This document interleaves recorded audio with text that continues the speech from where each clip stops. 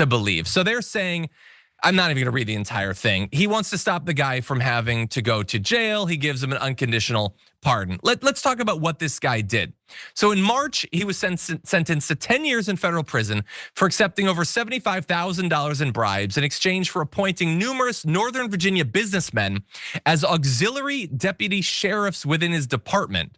Okay, he was convicted by a jury in December 2024 of 1 count of conspiracy, 4 counts of honest services fraud, and 7 counts of bribery concerning programs receiving federal funds. So he accepted bribes in the form of campaign contributions from 3 co-defendants and others, including 2 undercover FBI agents, and then rewarded them with the auxiliary deputy sheriff's position. So you might wonder, well, why is he doing this? So basically what he did is, there's these rich a-hole businessmen that want to be able to get away with breaking the law, speeding, stuff like that. So you make them fake deputies so that when they get found out for breaking the law, there won't be any consequences for it. It is allowing rich people to get away with breaking the law in a way that would land you behind bars. And not only did he do it, but he himself broke the law, taking bribes so that other rich people could get away with breaking the law too. Donald Trump sees all of this and says, they're the victims here. And he's gonna let them off the hook, encouraging more sheriffs in the future to do the exact thing, to make sure that we have as much bribery, as much criminality, not by regular people, that's still wrong, you'll still go to jail, but by wealthy people who can afford to pay tens of thousands of dollars to get these phony positions so that they can break the law. That is the system of justice we have under Donald Trump, Yaz. I know we don't have much time, but what do you make of this? No, I mean, it's not surprising to me that Trump would pardon a guy like this, even though it seems like, honestly, it would just be easier for him not to get involved with any of this. Like he's doing too much of the wrong stuff. It seems as though, apparently he does have a value system that he stands by and an ethics, some kind of benchmark. But his particular values involve protecting literal criminals. But what's more surprising with this story, as it is with other similar stories that we cover on shows like this one, is not that Trump would do something like this, but it's that MAGA supports him doing things like this, right? MAGA, if they hate anything, it's corruption in the government, right? It's corruption anywhere. They hate it, they can't stand it. Even like if they sniff it out from anybody remotely on the left, then they can't stand it. And it's a talking point that they will not ever let go. But whenever it's one of their own, immediately that person is a victim. He's a victim of cancel culture. He's a victim of the radical left somehow. I don't know. They always find ways to justify the things that they want to justify.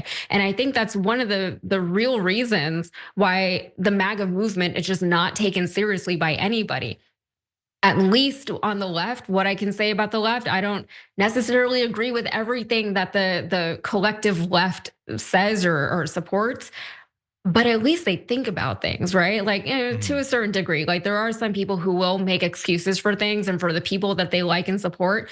But largely, if anybody's calling out people on the left, it'll first be other Democrats, right? If a Democrat is acting improperly, if they are doing something that's actually corrupt, other Democrats will be the ones to say, we don't like that, and we're sad that we gave you any power and we want you removed. And on the right, you simply do not see that. All we see is them doubling down on things that they really would do better and they would be taken more seriously if and things and from certain people, but they don't do that. Yeah, this is just utterly grotesque. By the way, he was gonna get 10 years for the bribes that he accepted. Donald Trump has accepted hundreds of millions of dollars of bribes. He should be in prison to the end of his days. All 2 to 3 years of it should be. I mean, he's keeping the plane, right? Exactly. This is grotesque. I guess he wants more company in the swamp. I don't know. Anyway, we unfortunately are out of time. Yeah, it's always a pleasure to have you here. Thank you so much, especially for joining us with such short notice. We do appreciate it. Of course. And I look forward to you taking over a couple days of TDR next week. So thank you. Everybody out there, we continue tomorrow with Big News Wednesday. I hope to see you all. For now, stay safe out there, stay sane out there, and we'll see you soon.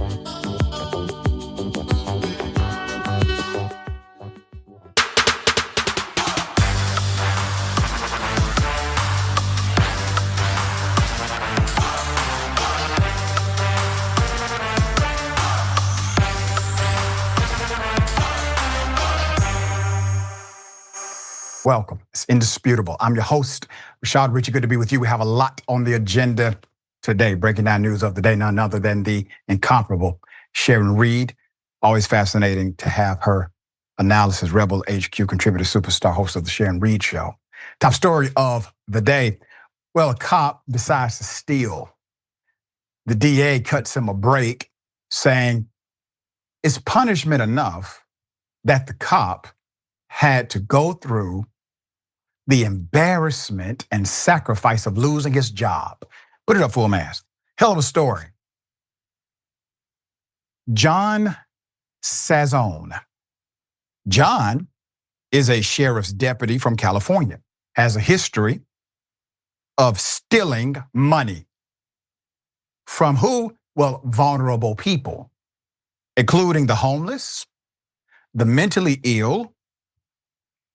He was charged with a felony, was cleared of the felony charge against him last week after agreeing to relinquish his state law enforcement certification. I'm going to explain that in just a moment. Sparing himself from a potential 3-year prison sentence. The former cop, however, can still become a certified law enforcement officer in any other state. So let me give you some employment background of this cop. So John left the Oroville Police Department and joined the Glenn County Sheriff's Office December 2021, apparently taking a pay cut. So here's the thing. He was either fired or forced to resign from the previous police department after 10 years. But he only lasted 9 months at the Glenn County Sheriff's Office after he was fired in September 2022 amid accusations that he stole $3,500 from the homeless man, planning on using the money for dental work. In May 2023, he was arrested on a single felony charge of grand theft by embezzlement, which carries a sentence of up to 3 years. He spent no time in jail, posting bond after he was booked. 2 years later, the Glenn County DA's office announced on his Facebook page on May 16th that the case against old John is closed after he agreed to a plea deal. I'm going to give you the details of this plea deal. Put up the cop's picture again, just in case he moves into a jurisdiction near you. Because according to the plea agreement, he's able to still be a cop in any other jurisdiction other than the state of California. Why? Because part of the plea agreement was basically, you cannot be certified in this state, but you can be certified in any other state. Now, why is this possible? One, his misdemeanor does not carry a guilty plea of violation of oath of office. And since there is no violation of oath of office, he is free and clear to become post-certified in almost any other jurisdiction in the United States of America. And you may ask the district attorney in Glenn County and the good folk of California, if he can't work for you, why would you allow him to make a plea deal for him to work for us? If you don't want him in California, why do we want him in Georgia, Texas, Tennessee, Florida, Alabama, Mississippi? Of course not, nobody wants him. But because of the structured deal, this becomes not only a possibility, but in his case, a career cop, a probability that he will receive a job in another jurisdiction. There are some of us who believe that police officers should not be held to a lower standard of responsibility, but a higher one. He stole from individuals who were vulnerable. Typically, state statute has additional charges for individuals who steal from the vulnerable. If you steal from an elderly person, or you steal from the mentally ill, or you steal from a minor, typically you can have additional charges affixed to you, not reduced. In this case, they decided to basically drop it as long as he would not be a cop there. Let me give you details of the plea deal. Under the plea deal arrangement, which dismissed the felony charge of grand theft by embezzlement, the former Glenn County Sheriff Deputy, John Cezone, also agreed to return the $3,500 he stole from a homeless man he had arrested who was planning on using the money for dental work. However, several other victims had money stolen from them who will not be repaid. That's according to a whistleblower lawsuit filed by a Black police officer against the Oroville Police Department in 2022, where John Cezone had worked for 10 years and had reached the rank of sergeant before joining the Glenn County Sheriff's Office. You have a guy, he's a city cop, he has rank, he's getting paid good money. He then all of a sudden leaves that job, becomes a sheriff's deputy, has no rank, and within a year or so is caught for stealing. Then you have a Black officer from the former police department filing a whistleblower complaint and suit against said cop. Let's get into it. The whistleblower complaint says, the lawsuit filed by the Oroville Police Sergeant Michael Sears accuses the department of covering up for John Cezone for years, allowing him not only to steal money from citizens, but also mishandling evidence and contraband, as well as refusing to respond to about 80 calls for service during a 4-month period, including calls for domestic violence, individuals who were trying to unalive themselves, missing juveniles, drug overdoses, animal abuse, vandalism, trespassing, and prostitution. The lawsuit also accuses the Oroville Police Department of retaliating against Sergeant Sears when he complained about the, habits of John Cezone by opening up an internal affairs investigation against the cop who made the complaint. According to the claim, quote, on July 5th, 2021, Sergeant Sears was on duty when a citizen who suffered with a mental illness, you see the pattern? When a citizen who suffered with a mental illness came into the police department to report that John Cezone had stolen $1,300 from the citizen during a recent arrest. The citizen said he had come in to report this theft multiple times, and he was informed by one sergeant that the citizen could not make that type of complaint and was told to leave. Sergeant Sears, this is a quote from the complaint, Sergeant Sears looked up the police log history and saw that the sergeant who told the citizen that he could not make such a complaint was John Cezone himself. Sergeant Sears was aware that this was at least a fourth unrelated citizen with mental health and criminal history who had alleged that this same cop had stolen money from them while he worked at the Oroville Police Department. Quote, no one from the administration investigated Sergeant John Cezone for the alleged theft from this citizen while he was employed at the Oroville Police Department.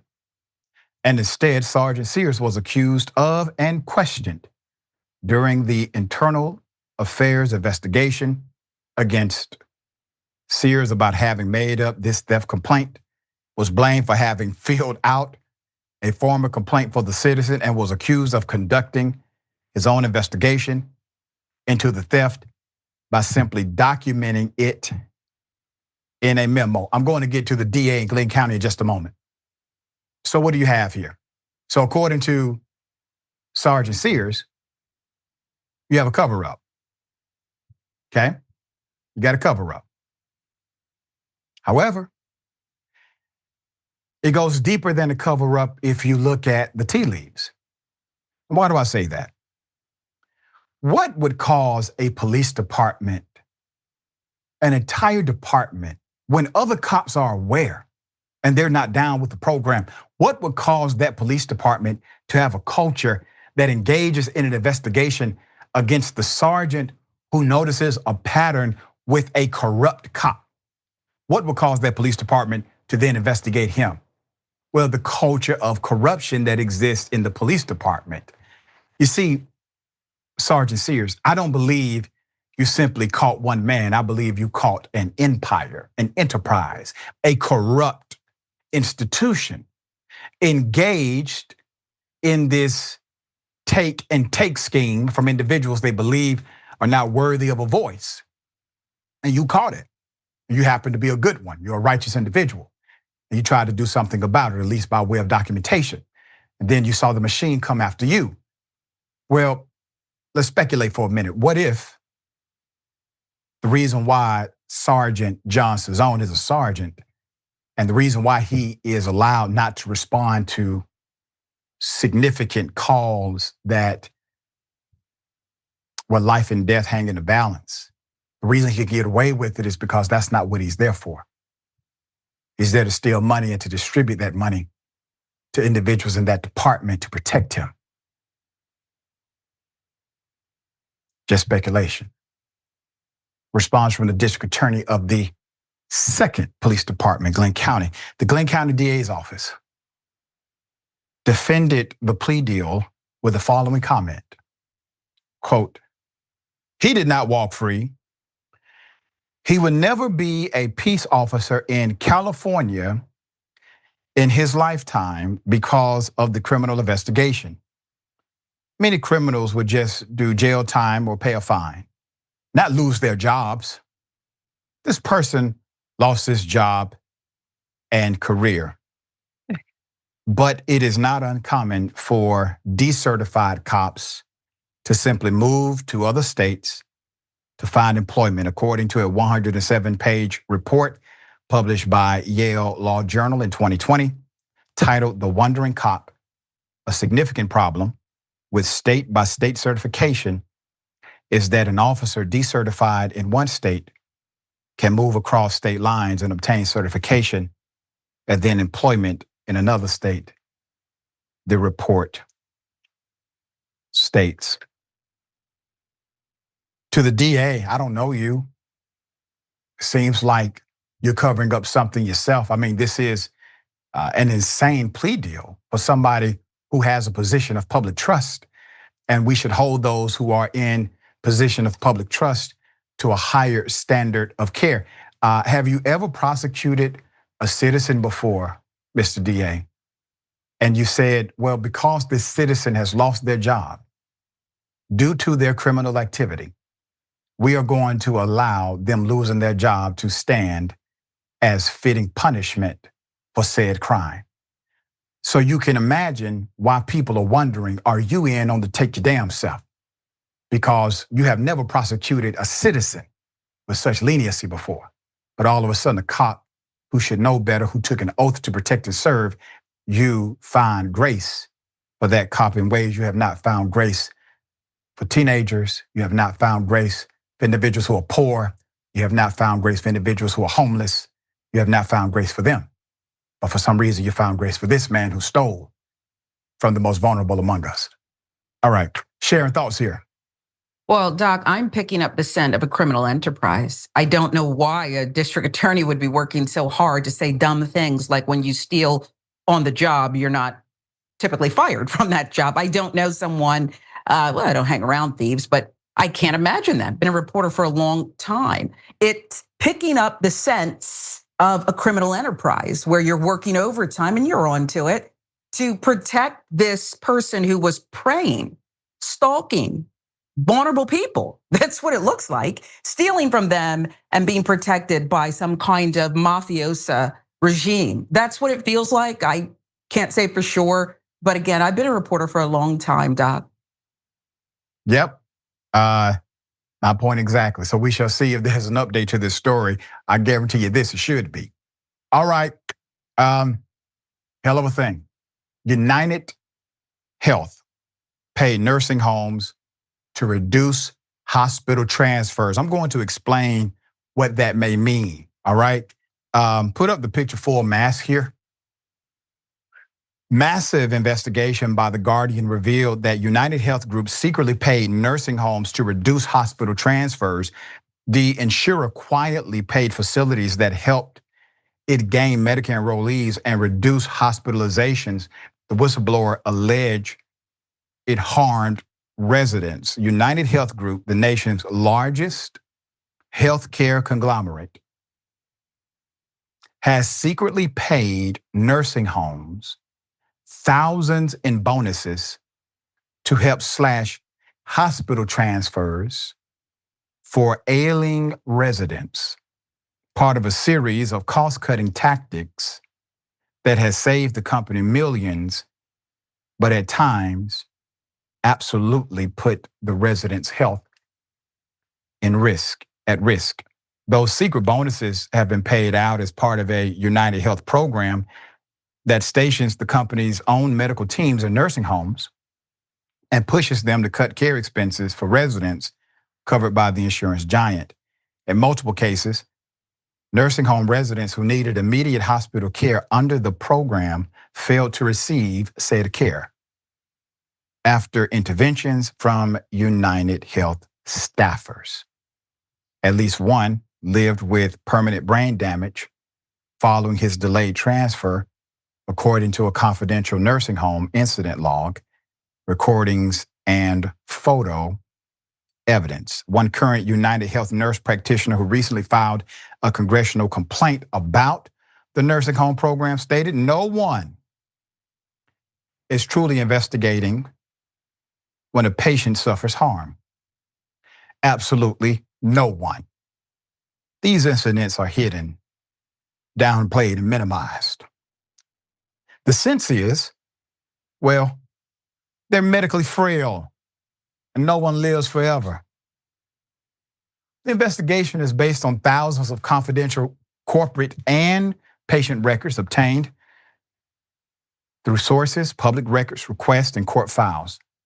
Interviews with more than 20 current and former UnitedHealth and nursing home employees, and 2 whistleblower declarations submitted to Congress this month through the nonprofit legal group Whistleblower Aid. To reduce residents' hospital visits, UnitedHealth has offered nursing homes an array of financial sweeteners that sounded more like they came from stockbrokers than medical professionals. Over the past 7 years, the company has shelled out premium dividend and, quote, shared savings payments that boosted nursing homes' bottom lines.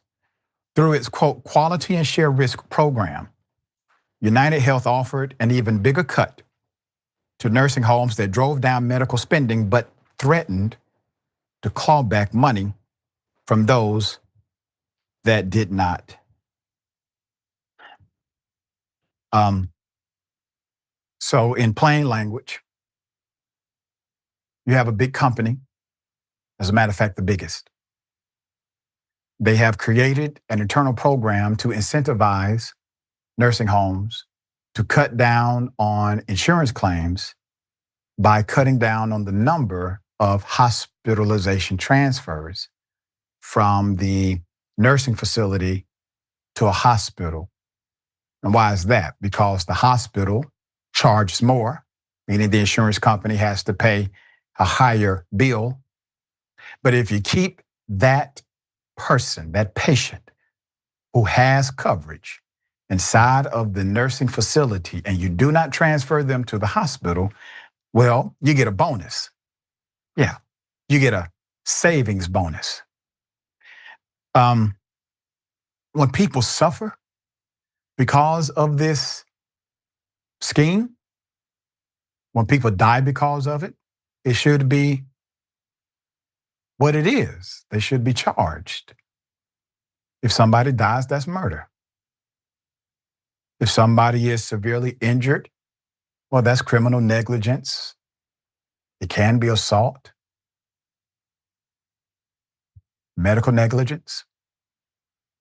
Why is this not being talked about? Well, according to the nurse practitioner because it's not thoroughly investigated, which is intentional. There's more. But the secret bonuses were just one of the many maneuvers UnitedHealth decided to use. Internal emails show, for example, the UnitedHealth supervisors gave their teams, quote, budgets,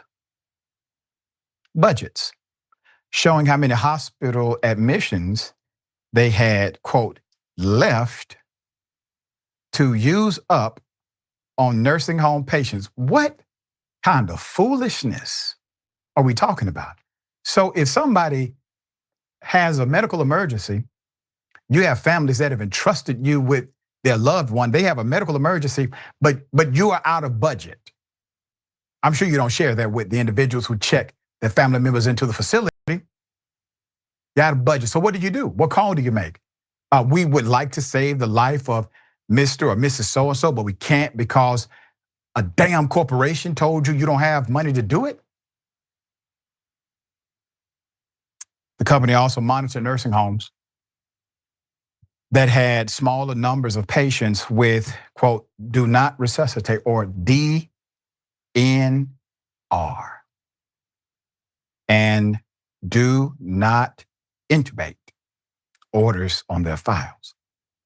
Without such orders, patients are in line for certain life-saving treatments that may lead to costly hospital stays. Do you hear that? The company denied that it prevented hospital transfers or inappropriately pushed patients to change their code of status to DNR. So here's what I'm going to do. This story is one of those that we should have more information than we do. I believe mainstream media should have more reports on it than it does. And unfortunately, because of the chaos of Congress and the ridiculousness of this current president, the focus isn't going to be where it should be. This is something that bypasses all partisan background and politics, because when you put your loved one in a facility like this, you give a damn about their care. You give a damn about their health. You don't care about the politics of it all. So when we finish this show, this clip is going directly to United States Senator Jon Ossoff. And we are going to directly ask Jon Ossoff to get involved and to advocate for the individuals who are speaking up, and to the nurses, to the practitioners, and to the administrative staff who have gone on record. I want to say thank you, because without you, we would not have known this was going on. Sharon, thoughts here? Thank goodness you mentioned the good senator from Georgia, Jon Ossoff. Your story is my story, Doc, and I'm sure you understand what I've been through, because you got many a frantic call from me, some in the middle of the night, where I begged you to use your relationships and leverage to get my mother the help she needed. Yeah. Senator Ossoff might be interested in a recording I have on the night my mother fell out of bed trying to go to the bathroom and nobody came to help her. And she happened to call her daughter. And I just, being the reporter I am, recorded it because I was tired of these people. And when they realized I was on the line, they muted the call for several moments before getting back on the line. My mother broke her hip and was in severe pain, and they did not want to take her to the hospital. And I let them know they had not even seconds to get an ambulance there. This is routine. UnitedHealth is disgusting. And you see why so many people are upset. Yes. So please, let the senator have my number too, Doc, because I'd be happy to testify. Yeah, we're going to definitely do that today. I'll keep you updated on it. I'll bring the updates to the audience as they develop. All right. Sorry that happened. Okay. Thank you. Chick-fil-A, back in the news again. So a Chick-fil-A worker endured racist abuse at the Idaho location. This is like extreme racial abuse. Put up the picture for mass.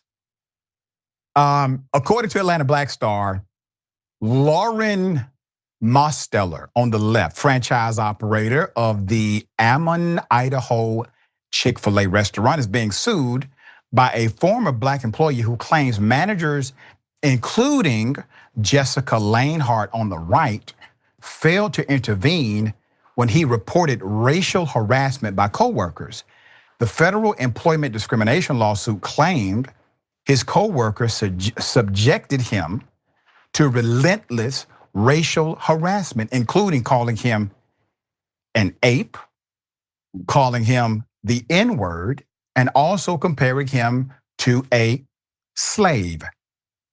According to his complaint obtained by Atlanta Black Star, shortly after Thomas Wade started working as a cook at the Chick-fil-A franchise in Ammon, this was a suburb of Idaho Falls, in December 2022, he applied for the company's leadership development program, but was passed over for a white male employee. Mr. Wade was assigned to the, quote, back of house crew at the restaurant where multiple members of the Ibarra family worked, including Eric Ibarra, his supervisor.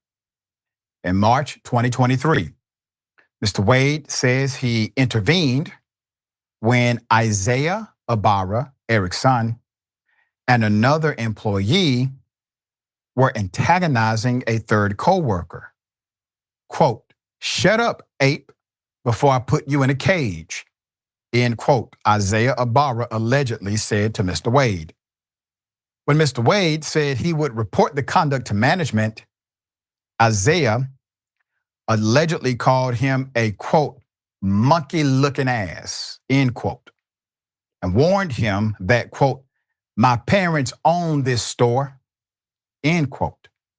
Mr. Wade complained about the racial slurs and intimidation to Eric Ibarra, who, quote, "did nothing according to the lawsuit." Nor did back of house director Kayla Barnes or general manager Jessica Lanehart, who Mr. Wade says apologized but did not discipline either Isaiah Ibarra for his racist comments or his father for failing to discipline his son and failing to bring the matter to the attention of management. Mr. Wade took 2 days off to give himself some space, according to the suit. And when he returned to work, he claimed several members of the Ibarra family chimed in with more racist comments, which only worsened over the next several months, 7 months to be exact.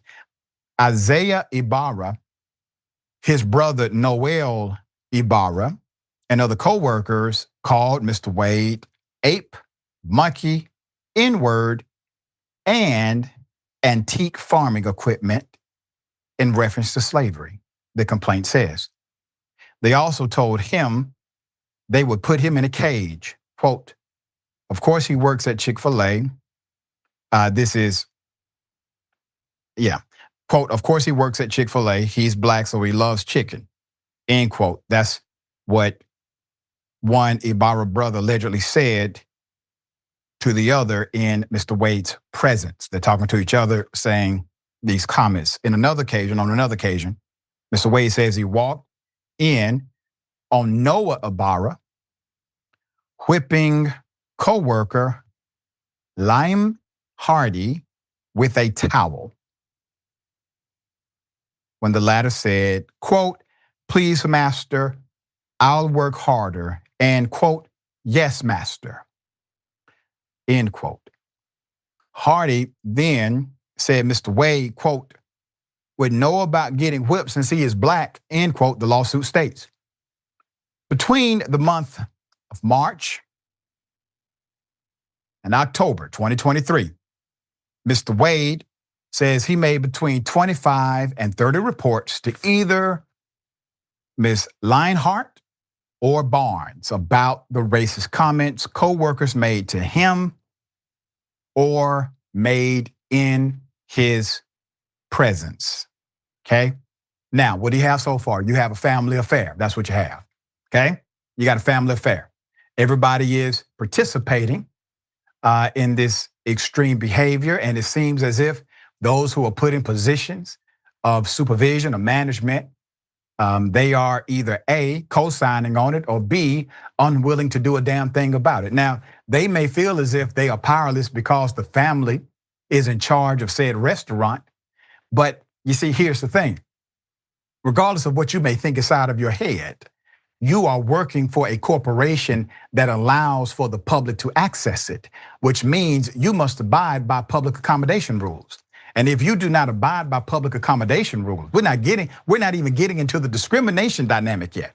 If you don't abide by the simple public accommodation rules, which means fair treatment for everybody in said establishment, that includes workers and customers, you are in fact responsible. That included one day, June 2023, when Sativa Cortez, one of Eric Ibarra's daughters, taunted him by saying, quote, "Look like a monkey, act like a monkey," end quote.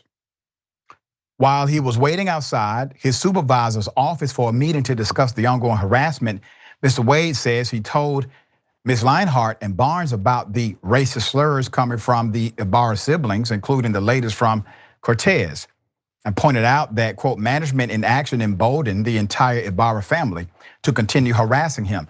Lionheart said she would speak with them, quote, but nothing changed, the lawsuit states.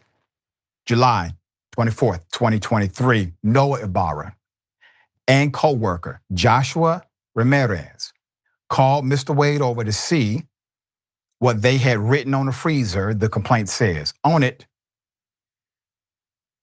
Mr. Wade says he read Danny G. German. He didn't get it at the time, but later Ramirez explained that separating "da" and "man" from the middle letters reveals an obvious slur, which Mr. Wade reported to Barnes that same night. Barnes appeared annoyed and told Mr. Wade that if he wanted to be a shift leader, quote, he needed to get along with the Ibarra family, quote, because several of them were already in leadership positions and she shouldn't fire them, the complaint alleges. Now, Mr. Wade claims he also told Barnes that Noah Ibarra consistently called him Blackie, N-word, and monkey. But he never heard from her or Lionheart about any action taken about it. Other employee misconduct also went unpunished, Mr. Wade alleges. Late July 2023, Noah Ibarra was suspended for sexually harassing a coworker, and after returning, he, quote, continued to act out and was fired as a result, the lawsuit says. A month later, he was rehired. That is called negligent retention and then negligent rehire. In August of 2023, Mr. Wade reported to his shift leads, Eric Ibarra and his wife, Veronica Ibarra, that their daughter, Sativa, had just called him back of house monkey. They allegedly told Mr. Wade they could do nothing because Sativa was a supervisor. That same month, Lionheart allegedly asked Mr. Wade, quote, why he would want to work in a place where he was being harassed all the time, end quote. On October 14th, 2023, Mr. Wade says he complained again to Barnes about the racist slurs and harassment and told her she needed to do something about it. Instead of addressing the misconduct, Barnes told Mr. Wade, quote, she wasn't scared of him, he claims. 2 days later, Barnes and Lionheart fired Mr. Wade. May 2024, Mr. Wade duly filed a charge of discrimination with the Idaho Human Rights Commission and the Equal Opportunity Employment Commission, both of which found merit in his claims that illegal discrimination and retaliation had occurred, according to the lawsuit. Now, I'm going to explain why that part is important. Many times when you have discrimination claims from a corporation, you work at, say, a corporation and you believe you've been discriminated against, typically an attorney will only take that case if you have been cleared to sue by that state or federal agency dealing with discrimination.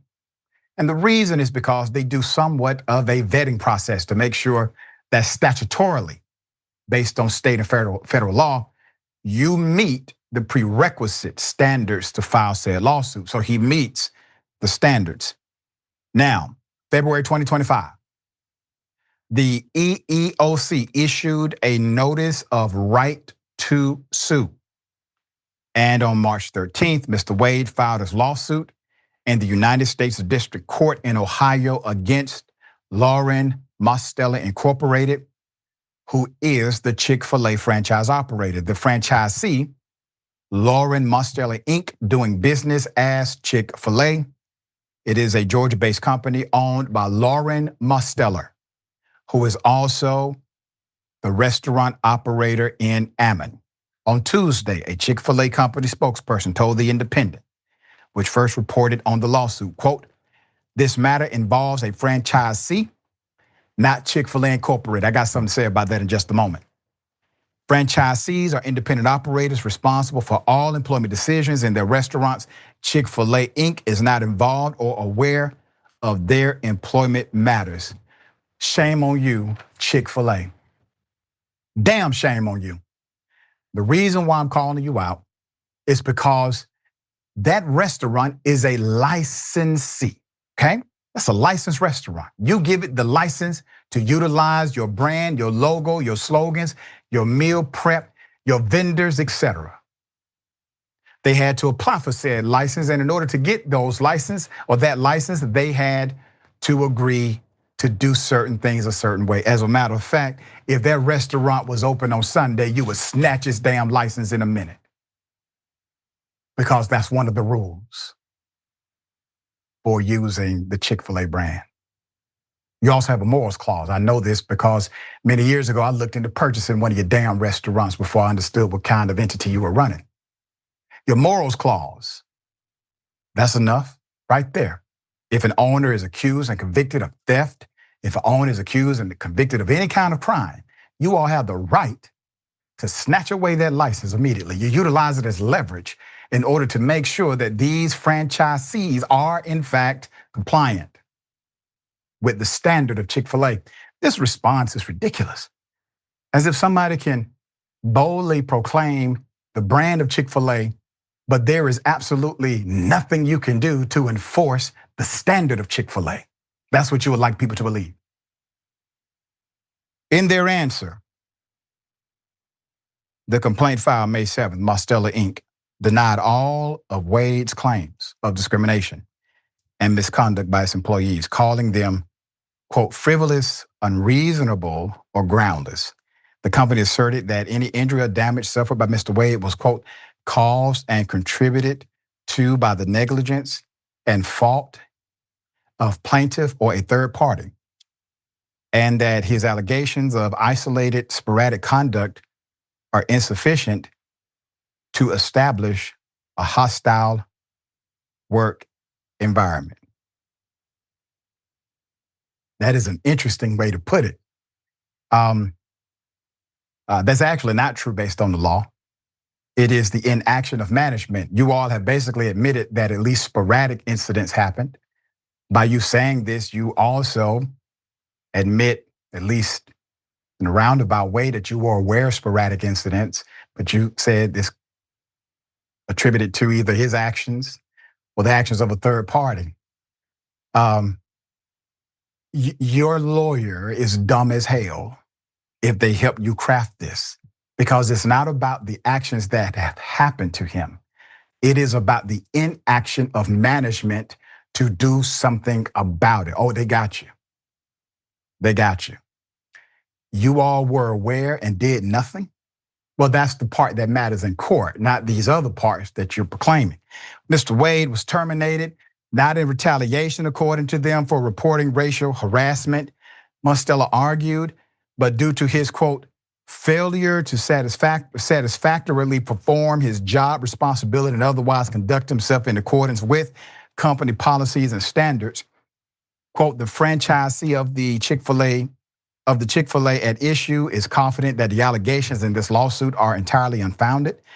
Kelly Rooksby, an attorney representing Mostella, said in an email statement to Atlanta Black Star, quote, "The case remains pending, and we are fully prepared to demonstrate that there was no unlawful conduct.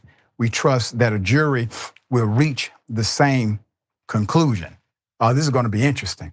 They're talking big and bad now. We shall see how it pans out in the very near future. Sharon, this is an interesting story. And I will tell you this, typically from the EOC perspective, it's not easy to get these kinds of approvals or right to sue letters. And that's why attorneys, they jump on them right away because they know the vetting process has already been done. The young man obviously has more than just some he said, or he said, she said. He has some actual documentation and proof to back up his claims. What say you? Well, I think you're so smart and appropriate to jump on Chick-fil-A corporate instead of the Dippy family franchisees and their, I don't know what's going on with the lawyer there. Perhaps they used chat and didn't double check it like you're supposed to. Listen, the Chick-fil-A normally has a duty that they can pull the franchise agreement, as you alluded to, Doc, and they usually have a duty to give the franchisee some time to correct the behavior, but not always if the conduct is most egregious, like in this case. They can do it immediately. They can get change here. I just think it's ridiculous. This is the time of year where I am usually overcome by my addiction to a temporary menu item, the peach milkshake. It would be my pleasure to boycott it this year. I don't need it anyway. Okay, Chick-fil-A can do better, and they better do better. That's right. I think some of these corporations are overestimating the Trump effect. What a dumb letter. What a dumb response. To judicial review. So we shall see. Doc. All right. We got more on the other side. Indisputable, stick and stay.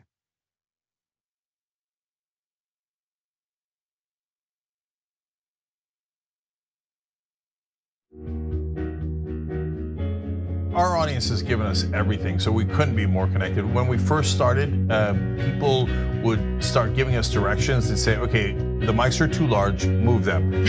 Turn them into lav mics. I mean, they were incredible. And then one guy walked in and gave us a really expensive switcher and said, you guys need this, and walked out. Okay, it's amazing. They helped us build a studio. They did a $2 million funding campaign for us. And so they really are us. We do this show together to the point where some of our hosts are even former listeners. So when we say that the audience is part of TYT, we really mean it. I think what the audience also appreciates is especially if they're members, they really get an inside look into who we are, our personal lives, what drives and motivates us. It goes beyond just storytelling. I think that what we do is allow our viewers and our listeners into our daily lives, and we give them kind of like this inside look into everything that we're passionate about and why it is that we're doing what we're doing, right? Like the motivation behind what we're doing, I think is important for our audience to know, and we're not shy about sharing that with them. And it's different from what people typically see in legacy media outlets where everything is kind of dry and robotic and there's really no personality or authenticity that comes along with it. Oftentimes when we're doing the show, I don't really think of it as me telling them stories. I think of it as us having a mutual respect and conversation with one another. And as I said earlier, I mean, not only do I feel that through the work I do, I'm informing our audience, but they inform me oftentimes as well. They'll pitch stories to us. They'll tell us, a certain perspective or angle to a story that we might have missed. And I love it.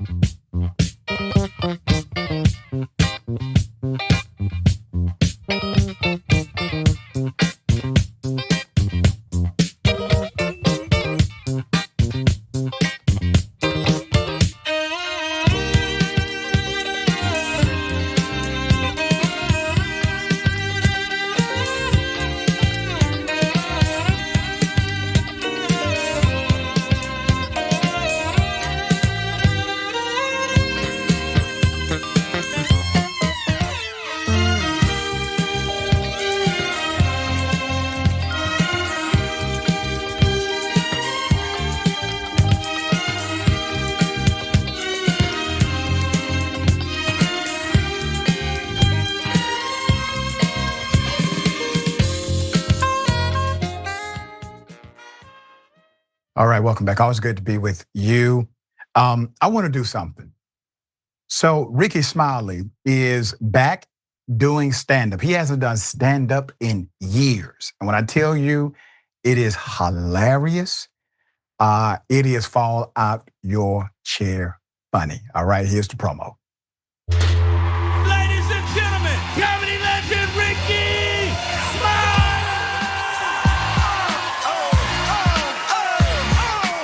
Y'all watch my 600-pound life? Bruh, you see the episode when the lady couldn't fit in the bathroom? He had to take her outside and get her a bath. He out here washing her like she a Dodge Charger.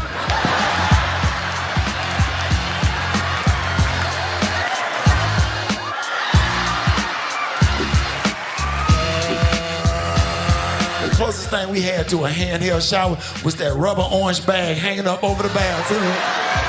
You washing your hair, putting it in your mouth, going to school smelling like vinegar. I'm like, oh Lord, you like that, huh? Take a feather, run it from her head to her toe. If she don't move, get up and go home. She got roaches.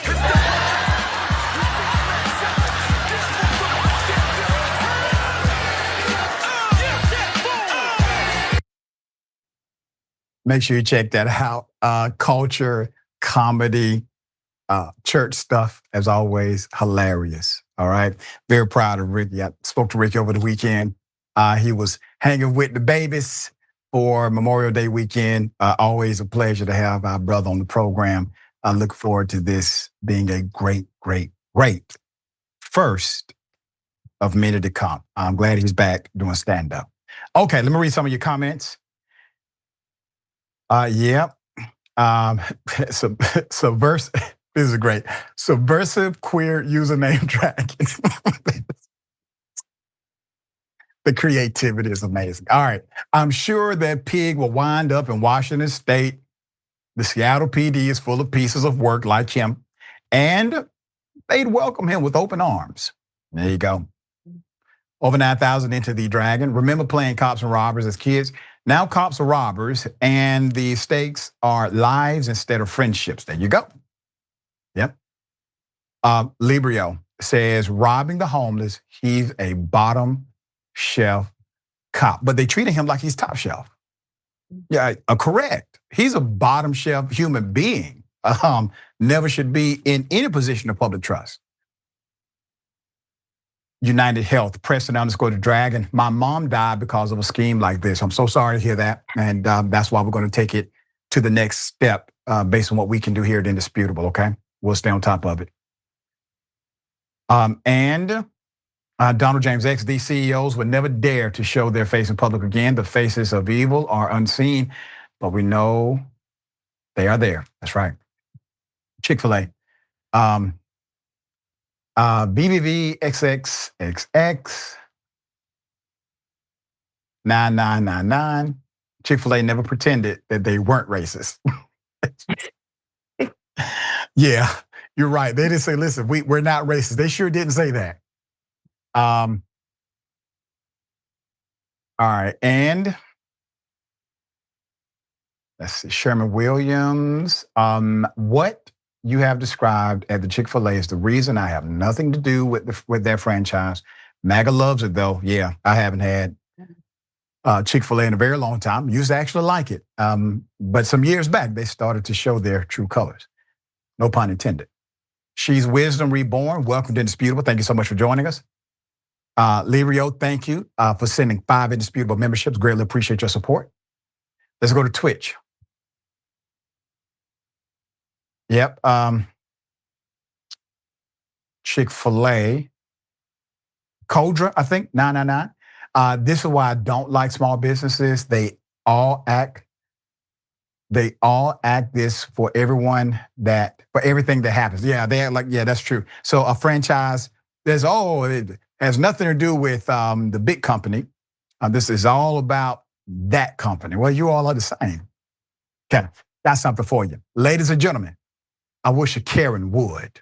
You want to call the police on them for having a barbecue on a Sunday. I feel free! Back off! I'm going to tell them there's an African-American man threatening my life. I'll give you two with the American flag. Keep going, keep speaking. Choose which one you Don't want. stop. I'll give you one too since you're a supporter.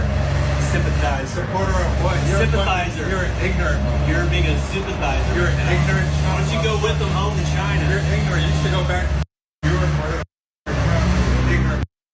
Notice how I don't use. Notice how I use language once to make a point. Yeah, you stutter over your vocabulary. I don't stutter. I'm educated and rich. You're poor. Rich with what? I'm rich. Sin. Rich with sin. I'm rich with money.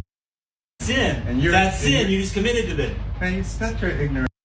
What's that? Hey, can you slow down, please? I just need moss. Yeah, get his ignorant ass off this. I'll eat you for lunch, boy. You better bring friends. Shoot You better bring 7 guns. You off. You want them? You're probably a too, aren't you? Are you?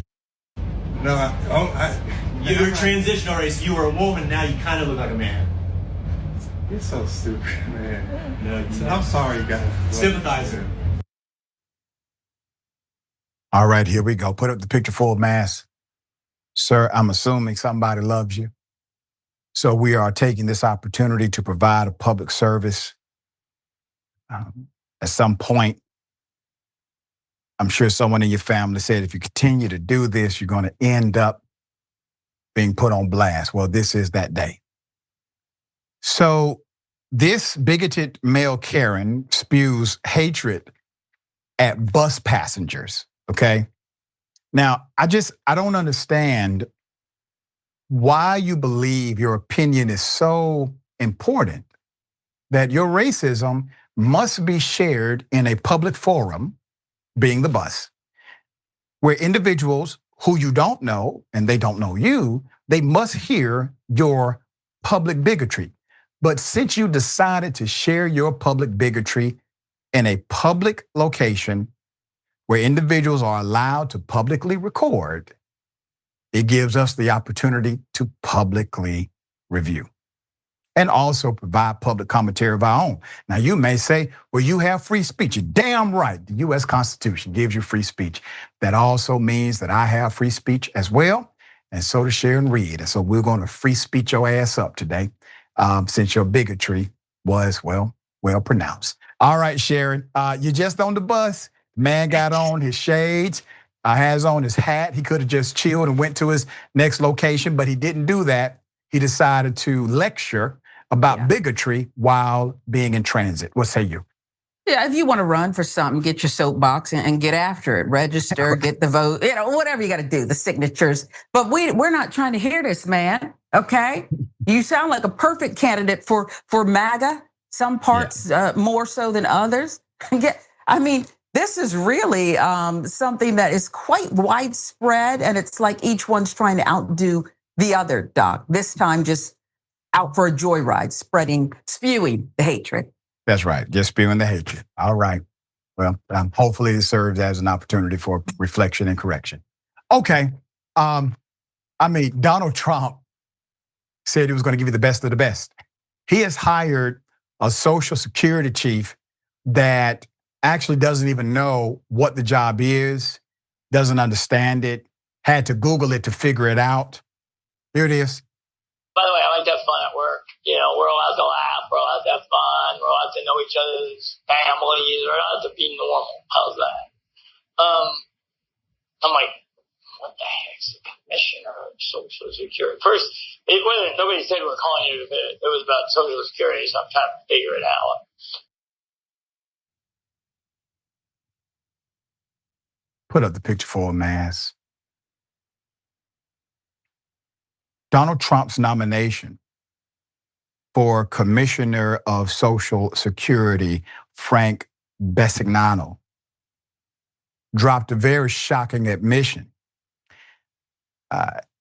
He had to Google the proposed job he was being offered because he had no idea what it was. But don't worry. The Senate confirmed this individual this month in a party line vote. Here's more of what Frank had to say about his new job. And it's about Social Security. And I'm really not. I swear I'm not looking for a job. And I'm like, well, what am I going to do? So I'm Googling Social Security, one of my great skills. I'm one of the great Googlers on the East Coast. But that is the headline for the Post. Great Googler in chief. Chief and Googler, whatever. By the way, I like to have fun at work. We're allowed to laugh. We're allowed to have fun. We're allowed to know each other's families. We're allowed to be normal. How's that? I'm like, what the heck's the commissioner of Social Security? First, nobody said we're calling you. It was about Social Security, so I'm trying to figure it out. Put up his picture again. Sir, I think I speak for the collective, and I mean a few Republicans also when I ask you, sir, are you on cocaine? You are the great Googler in chief? Okay. So Frank has no government experience, nor any experience in Social Security. He did not even know what it was. So while Frank, who previously served as chairman and CEO of a financial technology company, brings experience managing large organizations and overseeing complex payment systems to his new role, he has no prior history working in government or with Social Security systems. Now, I'm going to say this, Frank. Okay. While your resume looks quite remarkable, and they tell me you're a smart guy, if you have no idea what Social Security even is, I am somewhat, I call BS on you being a very smart guy. I think you have fallen to the top like a whole lot of your colleagues. And we have seen time and time again individuals who aren't that sharp getting particular positions where qualifications really don't matter. They'll make you look good. They'll make you sound good.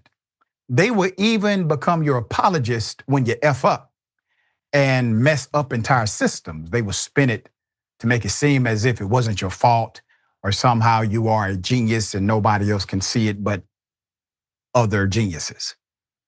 But there are people who actually did lose their jobs that want their jobs. They are qualified, sir. They're more qualified than you are. And they're not working. And while this may be fun and games to the very rich and the powerful, there are real individuals who today are struggling to figure out how to make ends meet, how to pay for their everyday bills, how to put food on the table, how to maintain their lifestyle without becoming homeless. Frank does, however, have a big pocketbook to make political contributions. So since the early 2000s, the family, they have donated about $2.67 million to federal campaigns or political spending groups such as political action committees, PACs. 2019, Bisignano and his wife also made two $125,000 donations to a super PAC supporting Trump and basically paid for Trump's legal bills. The largest donation came from Tracy Bisignano, who contributed $924,600. That's damn near $1 million to a super PAC backing Trump's 2024 election. Frank also donated at least 9 senators who will vote on his confirmation, including Senate Minority Leader, who? Chuck Schumer.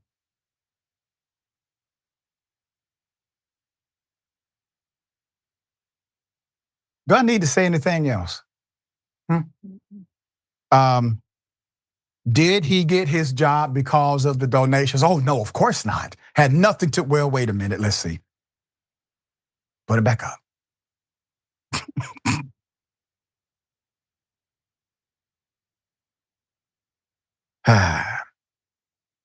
Old Frank donated a small amount to Trump compared to the others who donated larger sums. Okay. You see all that money? Elon Musk total contributions are $291 million. $482,587. Okay, that's the top. So the question is, could this role, Commissioner of Social Security, actually be a punishment for Frank? This job is legitimate work compared to Elon Musk, made by, the department. What's going on? What's happening? Well, this is what an oligarch looks like. That's all. I mean, you got to think about it. These individuals, the man said in the recording, he wasn't looking for a job. He honestly doesn't need a job, doesn't really want it. But it was given to him. He doesn't know what Social Security is. Why does he not know this? Well, because he's disconnected, because his experiences, exposures, and environments keep him so far away from anything that looks like this. Is he going to run that office with integrity, with compassion, with humanity? Because see, this is a service industry based on taxpayer money that hardworking individuals put into in order to have something to grab out of it. It should be available for individuals who need it, and it should be run with a level of integrity and compassion. But this guy doesn't seem to know any of that. Doesn't matter. Well, at some point, Republicans, you have to blame Donald Trump for this. You got to stop saying it's his handlers or it's Elon Musk or anybody else. It's Trump. Trump is doing this. Trump is in charge. At some point, the buck stops with him. All right, Sharon, it's just more of the same old. And once again, Trump likely won't be blamed for it, but he should. Yeah, but the examples you're giving are somewhat outlandish, SNL-like in the details. I mean, doesn't know what Social Security is. It's the height of white privilege, gifted a job indeed. You ask, will he run it with integrity? I don't know that he'll show up. He's not going to show up in the office. Why would he? Doesn't understand what it is, and it'll just run on autopilot while people fall by the wayside. It's stunning, Doc. Just so many of these stories, stunning. Yeah, and slowly but surely, Republicans are starting to at least say something. Mm-hmm. And I don't know if this is a change, a pivot in the cult or not. But as I've said before, if you voted for Trump because you assumed he would deliver your bigoted agenda, you have to agree that Trump is not there for you. Regardless of why you voted for him, he is not going to deliver for you. He is going to deliver for himself and his millionaire and billionaire cronies so that he has a nice landing place after the presidency and a $400 million plane to travel with. All right, we got more on the other side. Indisputable. Stick and stay.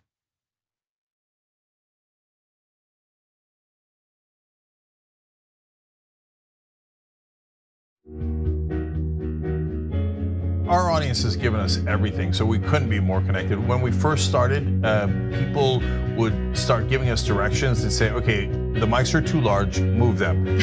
Turn them into lav mics. I mean, they were incredible. And then one guy walked in and gave us a really expensive switcher and said, you guys need this, and walked out. Okay, it's amazing. They helped us build a studio. They did a $2 million funding campaign for us. And so they really are us. We do this show together to the point where some of our hosts are even former listeners.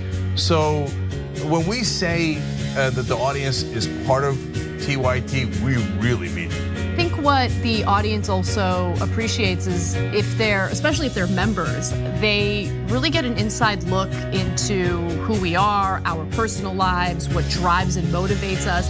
It goes beyond just storytelling. I think that what we do is allow our viewers and our listeners into our daily lives, and we give them kind of like this inside look into everything that we're passionate about and why it is that we're doing what we're doing, right? Like the motivation behind what we're doing, I think is important for our audience to know, and we're not shy about sharing that with them. And it's different from what people typically see in legacy media outlets where everything is kind of dry and robotic and there's really no personality or authenticity that comes along with it. Oftentimes when we're doing the show, I don't really think of it as me telling them stories. I think of it as us having a mutual respect and conversation with one another. And as I said earlier, I mean, not only do I feel that through the work I do, I'm informing our audience, but they inform me oftentimes as well. You know, they'll pitch stories to us. They'll tell us, you know, a certain perspective or angle to a story that we might have missed. And I love it.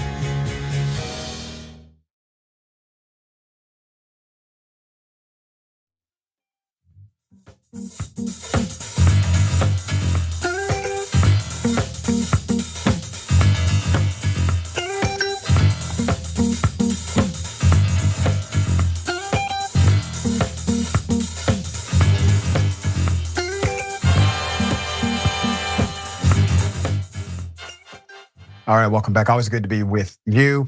Let me read some of these amazing comments. All right, Embedded Dude says he knows how to Google. He must be a genius. That's right. George, the most unique of the jungle dragons.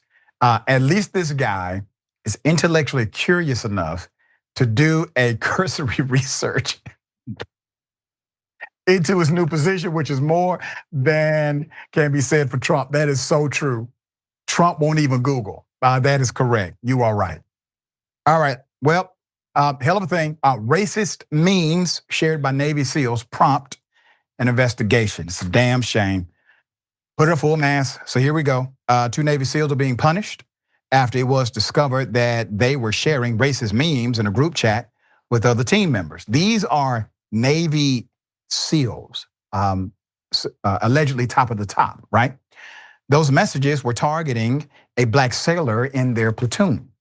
The U.S. Department of Defense is investigating. The 2 enlisted Team 4 members are being punished for developing racist memes targeting a black sailor in their platoon and circulating them in a group chat with other team members. That's according to the official, who spoke on the condition of anonymity to provide details of an ongoing investigation. The memes depicted the sailor as a slave, according to visuals viewed by the AP, the Associated Press. According to the official, the sailor was targeted,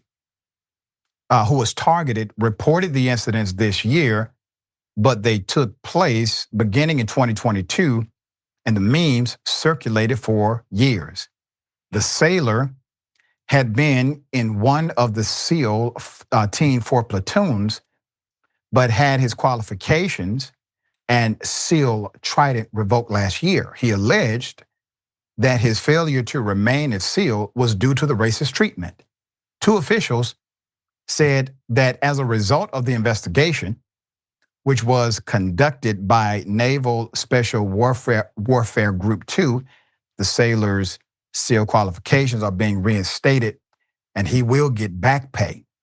The group oversees SEAL Team 4 and the platoons that make up the team, located at Joint Base Little Creek Fort Story in Hampton Roads, Virginia. So the probe found that the platoon and SEAL Team 4 leaders did not adequately address the sailors' concerns about racism. Timothy Parlatore, the sailor's lawyer, stated, quote, "This was a very shocking case of explicit and repeated racist memes directed at our client in a platoon-wide text thread.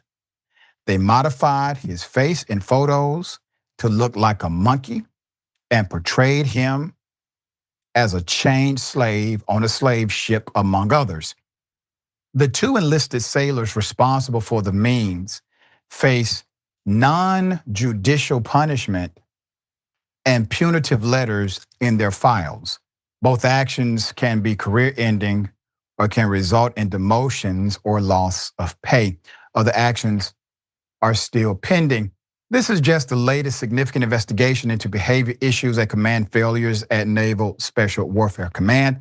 This underscores racial concerns that are not new to the special warfare leaders. As of March 2021, a full 95% of all SEAL and combatant craft crew officers were white, just 2% were black. That's according to Naval Special Warfare statistics provided to the Associated Press. The enlisted ranks were only slightly more diverse. And the irony is, it's going to become less diverse due to the fact that our intentional recruiting efforts have now been deemed, well, against the rules. So you no longer have black engineers, black soldiers, black physicists or physics students, etc. None of these individuals are recruited anymore through specialized programs, according to the new rules of recruitment. So the diversity is not going to get better. That's my point. Sharon, it's a hell of a thing. Typically, if you engage in this kind of racism, I mean, we should have zero tolerance for this. You got to go. No, but under this administration and the way things are now, remember, what's up is down, what's right is left. So really, when there's this kind of racism, it really means that, well, black people and their blackness is getting in the way. And if they weren't there, then you wouldn't have to be racist towards them. So that's really where this country is headed. There's a wrinkle here, and it all has to do with those who are being oppressed instead of the oppressors. Yeah. Well said. We're going to stay on top of this, bring you updates as they come. Okay. California high school student spurs outrage by racist proposal. All right. This is a prom proposal. It seems like we're here every year. Put it up for a mass. All right. I remember when we reported on something like this, basically last year around this same time, around prom time. So in California, prom proposal at Alameda High School is under investigation after a student is said to have created and used a sign that read, quote, "If I was an N-word, I would be picking cotton, but I'm picking you," end quote. In a message to families earlier this month, the principal, Angela Barrett, said the prom invitation happened the weekend of May 3rd at a party. The principal addressed the students in the video, and teachers are discussing the incident with their students in classrooms, addressing racism and harmful speech. Quote, "Rest assured that we will address this as an individual act, but also as part of a troubling aspect of AHS's school-wide culture," said the principal in her email to families. I will say this about the principal: at least she is admitting that there is a culture that has created it. It's not just an isolated incident and has nothing to do with the culture of the system. She is saying, in fact, it does. And they're going to address it as such. So last fall, the principal sent an email to students about an anti-Semitic symbol found at the gym during Rosh Hashanah. In 2022, a bathroom at the school was tagged with swastikas and racial slurs. 2021, high school students in the Alameda Unified School District were accused of posting and spreading images online that were anti-Semitic and racist, prompting a district investigation, according to Jay Weekly and East Bay Times. In that case, images of a child giving a Nazi arm salute, as well as another that was doctored so that the student appeared with an Adolf Hitler style mustache. These were promoted images. Most students, like Junior Naji Chateau, said they were not surprised by the incident. Quote, "It's been happening a lot to this school, and they should change it and do more," he said. One student who wants to remain anonymous called the halls at AHS a hostile environment. Quote, "When you walk around the halls, you can hear some slurs being tossed around," he said. "It stopped and it came back," said the student. "It's racist here," end quote. The Alameda Unified Superintendent, Pascal Scuderi, wrote in a statement that while most students are respectful, quote, "others clearly need an additional dose of education to ensure they better understand the implications of their actions and their words," end quote. Of the process to change the school's culture, he continued, quote, "This is an ongoing process that will pair consequences with their education and will involve curriculum, aesthetic. Man, that's BS, man. I'm not even gonna read the rest of this. So you just gotta go ahead and have a zero tolerance policy. They have to be treated as you treat your bullying policy, and they have to be suspended and or expelled on site. No questions asked. You have a culture. There's a culture now. You cannot deal with this culture through education, okay? It's gone too far. You have to deal with it by zero tolerance for bullying and include this as a bullying aspect. End of game. All right, Sharon, thoughts here. You're absolutely right. Zero tolerance. It's a shame. We can't just teach here. We have to enforce, correct, deprogram. That's what has to be done here, Doc, because as you said, there's just too many layers of it. I mean, the amount of time and energy it takes even to behave in this manner, we're gonna have to triple that effort to clean it up. Yeah, there you go. All right, we'll bring you updates as they come. Okay, George Floyd's daughter endures cruel taunts from classmates. This is so sad. Put it up full mass. According to Atlanta Black Star, just days before the 5-year anniversary of George Floyd's murder, reports surfaced that Floyd's daughter, Gianna, is being bullied at her Texas middle school by classmates, echoing the same cruel rhetoric that has circulated in right-wing circles to smear her father's memory.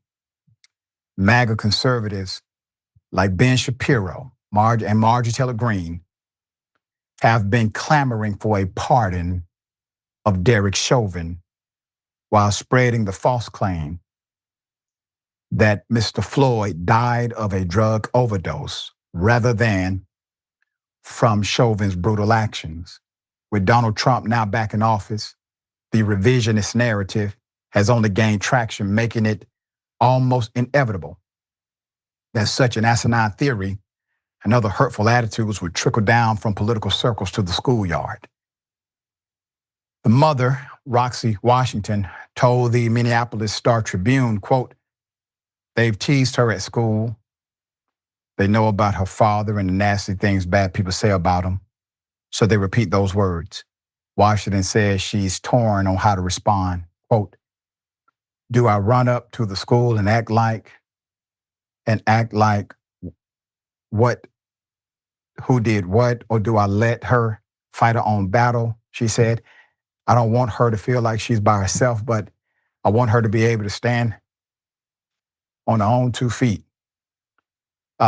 Let's keep that picture up. To the mom, this has to be a very difficult position, but you got to do everything you can to protect that baby. That's it. That's it. She should not have to stand on her own 2 feet against adult bigots. And those children did not watch a nightly news report or tune into Ben Shapiro's show. They listened to their parents in their homes.